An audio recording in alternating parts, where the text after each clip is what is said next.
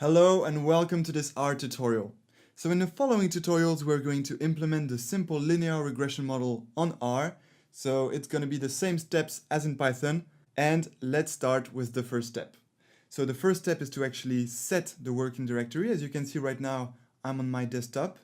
So I'm going to go to my machine learning AZ folder, part 2 regression, and then section 4 simple linear regression, and here we are. That's the folder we want to set as working directory. Make sure that it contains your salary data.csv file. That's the data on which we will build our simple linear regression model, so make sure it is here. And now to set this folder as working directory, you just need to click on this More button here, and then click on Set as working directory. And that's it, that's done.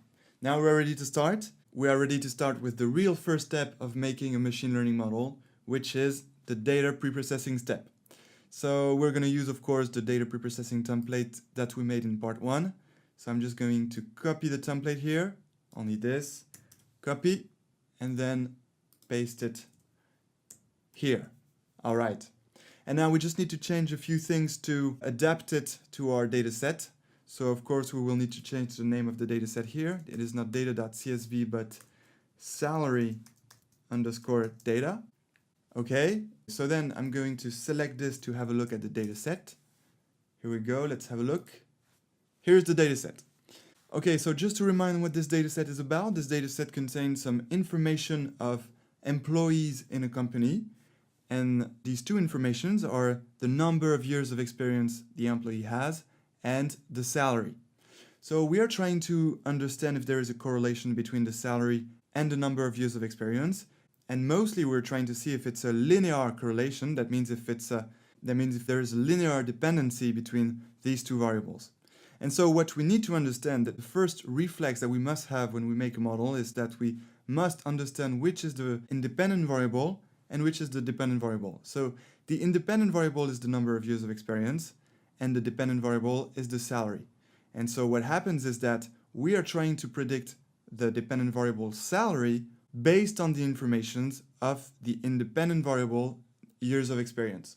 Okay, so that's the data set, and now let's continue with our model. So let's go back to simple linear regression here, and we don't need to specify any column of interest. We have all we need, so we won't use this line here.